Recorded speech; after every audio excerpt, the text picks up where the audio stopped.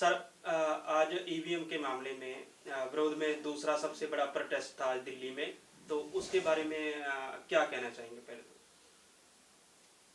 आप देशवासियों को पता ही है कि ईवीएम के विरोध में 31 जनवरी को जंतर मंतर पर हमने विशाल प्रदर्शन किया था। उसके बाद सारे देश भर में ईवीएम के विरोध में लहर चल रही है। सारे देश भर में कार्यक्रम हो रहे हैं, स्टेट लेवल पर हो रहे हैं और कमिश्नरी लेवल पर, जिले लेवल पर, सारे देश भर में बड़े बड़े कार्यक्रम हो रहे हैं। तो आज उदित राज जी के साथ में हम लोगों ने मिलकर ईवीएम के विरोध में प्रोटेस्ट आयोजित किया था और आज दिन भर जंतर मंतर पर और दिन सारे दिल्ली में किसानों को घुसने की अनुमति ना होने के बावजूद भी इतने भारी संख्या में सवेरे 11 बजे से लेकर शाम को 5-6 बजे तक लगातार ईवीएम विरोधी आंदोलन चलता रहा, प्रोटेस्ट चलता रहा और इस तरह से ईवीएम का जो प्रोटेस्ट है वो आज राष्ट्रीय इशू हो गया है, नेशनल इशू हो गया है, ऐसा मेरा मानना है। दिल्ली में धारा 144 है लगाई हुई है किसानों की वजह से। किसानों को दिल्ली के अंदर एंटर नहीं होने दिया रहा है, उनको बॉर्डर पर ही रोका। पर आपने एक आह्वान किया और लाखों लोगों को ऐसे दिल्ली में बुलाया है। क्या सरकार के साथ आपकी कोई मिलीभगत है? ऐसा कुछ लोगों को लगता है। हमारे जो लोग हैं वो सरकार के हम लोगों को, सरकार को बोल देते हैं कि हम लोग जेल में जाने के तैयार है। सरकार लोगों को डराती है कि जेल में डाल देंगे, तो हम पहले ही बोल देते हैं कि हम जेल में जाने के तैयार है। तो सरकार का जो तरीका होता है डराने का, उससे हम डरते नहीं, उनको मालूम है। दूसरा, हम हिंसा करने वाले लोग नहीं हैं, हम किसी प्रकार का हथियार लेकर नहीं चलते हैं। तो इसलिए सरकार को डंडा चलाना, हथियार चलाना संभव होता नहीं है। इसलिए हमारा आंदोलन हर जगह सफल होता है, ये उसकी वजह है। दूसरी बड़ी बात यह है कि हमारे ऊपर बहुत बड़ी कार्रवाई पुलिस वाले या सरकार के द्वारा इसलिए नहीं करते हैं क्योंकि हमारा जो संगठन है वो 625 जिलों में, 729 जिलों में से 625 जिलों में संगठन फैला हुआ है। 1.5 लाख गांवों में संगठन फैला हुआ है। 4-4.5 हजार तहसीलों में संगठन फैला हुआ है। सरकार इस बात से डरी रहती है कि अगर इनके ऊपर किसी प्रकार की कोई कार्रवाई हुई तो 10 गुना ज्यादा सहानुभूति इनके समर्थन में खड़ी हो जाएगी। वो सहानुभूति हमारे समर्थन में खड़ी ना हो, इस वजह से वो इस तरह से व्यवहार करते हैं। यानी ये हमारे समर्थन में नहीं है, ये हमारे विरोध में है। कि अगर वो हमारे विरोध में सख्ती करने का काम करे तो हम तो डरते नहीं है, हमारे पास हथियार है नहीं है। तो इसलिए हथियार बंद आंदोलन हमारा है नहीं है, कानून और संविधान के दायरे में ही हमारा आंदोलन चलता है। इसलिए बदनामी सरकार की होगी, सरकार की होगी तो जनता की सहानुभूति हमारे समर्थन में खड़ी होगी, इससे वो डरते। जिस तरह से लोगों को सुबह से ही प्रदर्शन नहीं करने दिया, डिटेन कर लिया गया जब वो जंतर मंतर पर पहुंचे, क्या आपको लग रहा है कि सरकार डरी हुई है जो लोगों को, इतने बड़े पैमाने पर लोगों को अलग अलग थानों में उन्होंने ऐसे रखा? दिल्ली में प्रवेश करने वाले जितने भी रास्ते हैं, सारे रास्ते से हमारे लोग दिल्ली में घुसे, तमाम रास्ते से घुसे और तमाम रास्तों में घुसने के दौरान रोक लगाने की पुलिस वालों ने कोशिश की, मगर पुलिस वालों की बातों को हमारे लोगों ने नहीं माना और उनको हमारे लोगों के द्वारा प्रतिरोध किया गया है। शांतिपूर्ण कानून और संविधान के दायरे में प्रतिरोध किया गया है और ये दिन भर संघर्ष चलता रहा। दिल्ली के बॉर्डर पर रहा, जंतर मंतर पर रहा और हर जगह होता रहा। और मैं ये कह सकता हूं कि ये प्रतिरोध करने का, ईवीएम के विरोध में आंदोलन करने का ये जो दिन भर आज आंदोलन चला, ये बहुत भारी पैमाने पर सफल हुआ, ऐसा कहा जा सकता है। हम सुबह से रिपोर्टिंग कर रहे थे, जब लोग थाने से बाहर आए, हमने बातचीत की उनसे, तो उनका आरोप है दिल्ली पुलिस ने ना तो उन्हें पानी दिया, ना कोई खाने की व्यवस्था की। क्या पुलिस जब डिटेन करती है पूरा दिन के लिए, तो क्या ऐसा करना उनका हक है? ये मानव अधिकार का उल्लंघन है, ये मानवाधिकार का उल्लंघन है। और इसके बारे में हम दिल्ली पुलिस के विरोध में हाईकोर्ट में केस दायर करने वाले हैं। जो उदित राज है और उनके साथ तमाम नेता थे, उनको डिटेन कर लिया गया, पर आपको डिटेन नहीं किया गया, इसके पीछे क्या कारण? उसके पीछे सबसे बड़ा कारण ये है कि मैं दिन भर जो ये आंदोलन था उसको मॉनिटर करने में ही लगा रहा जी। और हम लोग जब उधर अरेस्ट करने के लिए जाने के लिए रहे तो तमाम जगहों पर अवरोध खड़ा कर दिया गया और हम लोगों को वहां तक पहुंचने के लिए भी बहुत सारा रोक लगाई गई। तो वहां हम लोग जहां हम लोग जाना चाहते थे वहां जाने तक के लिए सारा रोक लगाया गया बहुत बड़े पैमाने पर।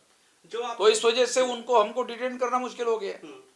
आपने 31 जनवरी को प्रोटेस्ट किया था और इलेक्शन कमिश्नर को 10 दिन का समय दिया था कि कोई निर्णय ले ईवीएम के लिए, तो उसके बाद नहीं तो हम ईवीएम तोड़ने के लिए कमेटियां बनाई बूथ लेवल पर। तो जो आपके साथ संगठन है, तो अब क्या वो इस चीज से सहमत? हम लोग सारे देश भर में जो 12 लाख से लेकर 15 लाख के लगभग लोकसभा चुनाव में बूथ होंगे जी। तो चूंकि चुनाव आयोग ने हमारी बात को स्वीकार नहीं किया मतपत्र को, इसलिए हम लोग 12 लाख से लेकर 15 लाख बूथ कमेटियां बनाने वाले हैं और ये काम युद्ध स्तर पर सारे देश भर में शुरू हो गया है। और जहां भी कार्यकर्ताओं के द्वारा इस काम में कोताही बरती गई है तो उनको सख्ती से मेरा संदेश है कि वो हर जगह बूथ लेवल पर कमेटियां बनाने का काम जारी करे और एक भौगोलिक नेटवर्किंग के साथ साथ बूथ लेवल पर सोशल नेटवर्किंग का कार्य भी करने का काम करे और कमेटियां ज्यादा से ज्यादा गठित करे। मान लो 15 लाख कमेटियां गठित होती है और एक बूथ से अगर 10 लोग तैयार होते हैं तो 1.5 करोड़ लोग जो है ये सारे देश भर में मैदान में उतर सकते हैं। आप लंबे समय से ईवीएम के खिलाफ प्रदर्शन कर रहे हैं, पर अभी एक मामला सामने आया है मेयर चुनाव के लेकर, तो अभी ये चर्चा भी चल रही है कि अगर बैलेट पेपर से भी चुनाव होता है तो उसमें भी धांधली की जा सकती है। तो इसका चंडीगढ़ के उदाहरण से ये बात प्रमाणित हो गया कि बैलेट पेपर में भी ये लोग घोटाला करने का काम कर रहे हैं और चंडीगढ़ ने सारे दुनिया के सामने भाजपा के लोगों को नंगा किया है, मगर बैलेट होने की वजह से पकड़े गए। ईवीएम में पकड़ना संभव नहीं है, बैलेट में चोरी को पकड़ना संभव है, इसलिए बैलेट पर ही चुनाव होना चाहिए। अभी पाकिस्तान में इलेक्शन हुआ तो बहुत बड़ी धांधली हुई, तो वहाँ के जो मुख्य चुनाव आयुक्त थे वो लाइव आए तो उन्होंने कहा कि हमने बहुत बड़ी धांधली की ईवीएम हैकिंग के जरिए। तो उस पर आपने सुनी होगी ना क्या? हाँ, वो उन्होंने पाकिस्तान में कम से कम ऐसे अधिकारी अभी भी जिंदा है कि जिनका विवेक जो है जागृत है, तो उन्होंने इस बात को कबूल किया कि हमें अगर फांसी पर लटकाना चाहो तो लटकाओ, मगर हमारे से ऐसा काम करवाया गया, हमने ऐसा किया। भारत में भी ऐसा करते हैं, मगर भारत के लोग जो है वो इस बात को कबूल नहीं करते हैं क्योंकि भारत में ये ज़्यादातर काम ब्राह्मणों के द्वारा होता है क्योंकि वो अल्पसंख्यक है, 3.5% है। चुनाव जीतने के लिए अपने जाति वोटों के आधार पर वो चुनाव जीत नहीं सकते, इसलिए वो धांधली करके ही चुनाव जीत सकते हैं, इसलिए वो बोलते नहीं है, कबूल नहीं करते जी। तो आज जिस तरह से डिटेन किया गया, क्या आंदोलन को सफल मानते हैं आप? हम लोग तो जेल में जाने के लिए तैयार ही रहते हैं। जेल में जाने से हमें कोई डर नहीं लगता क्योंकि जेल में जाने से आंदोलन जो है वो और ज्यादा मजबूत होता है और आंदोलन करने वाले लोगों का डर समाप्त होता है। तो आगे की किस तरह की लड़ाई रहेगी? अभी हम लोग तैयारी कर रहे हैं 15 लाख बूथों पर ईवीएम फोड़ने की, उसकी तैयारी कर रहे हैं। ईवीएम फोड़ेंगे ये जंतर मंतर पे हम लोग जो आंदोलन करते हैं ना, तो अभी जंतर मंतर पे आंदोलन करने के लिए रोका गया, पाबंदी लाई गई। तो हम लोग आंदोलन दूसरी जगह पे कैसे कर सकेंगे जब हमारा संवैधानिक ये बात भी हम लोग सुप्रीम कोर्ट में लेकर हाँ, ये जाएंगे प्रश्न है। कि जंतर मंतर ये जगह भारत सरकार के द्वारा अलॉट की हुई जगह है, लोकतांत्रिक देश होने की वजह से वहाँ पर भी आंदोलन करने के लिए अलाउ नहीं करते हैं। तो ये केस मैं सुप्रीम कोर्ट में लेकर जा रहा हूँ ताकि उसकी गाइडलाइन जो है सुप्रीम कोर्ट के द्वारा फिक्स की जा सके कि जंतर मंतर पर आंदोलन करने के लिए किस तरह से अनुमति दी जाए। मेरा लास्ट क्वेश्चन है सर कि कुछ दिन पहले दिल्ली पूरी में 144 लगी हुई है, तो इसके बावजूद भी जो बीजेपी पार्टी है उनका राष्ट्रीय अधिवेशन दिल्ली में हुआ, तो इसको कैसे देखते हैं कि उनको प्रोग्राम करने दिया जा रहा है? यही पुलिस का जो रवैया है कि कुछ लोगों के साथ में वो गैर कानूनी काम करने देते हैं जी और कुछ लोगों को संवैधानिक तरीके से भी काम नहीं करने देते हैं। जी। तो ये जो चल रहा है इसके बारे में हम डाटा कलेक्ट कर रहे हैं और सुप्रीम कोर्ट में लेके जाएंगे। इसके विरोध क्वेश्चन है कि कल हम लोगों ने आपका एक इंटरव्यू सुना है, वहाँ पे कांग्रेस के लोग अभी आपके साथ में थे, डॉक्टर उदित राज जी और दूसरे बहुत सारे मोहम्मद प्राचा सर और दूसरे भी साथी थे। लेकिन कांग्रेस का कहना ये था कि हमारी पर्ची हमारे हाथ में दी है। लेकिन आपका आंदोलन तो दूसरा तरीका का है, आप तो बैलेट पेपर की मांग करते हैं। नहीं, मुझे हैरानी हुई, कांग्रेस के जो महासचिव है ऐसा वो कह रहे थे। मैंने उनके द्वारा जो डॉक्यूमेंट मुझे दिए गए, कांग्रेस ने बैलेट पेपर की मांग करने वाला रेजोल्यूशन पास किया, तो बैलेट पेपर की मांग करने वाली बात उनको करना चाहिए था, मगर उन्होंने नहीं किया। ये मुझे हैरानी हुई।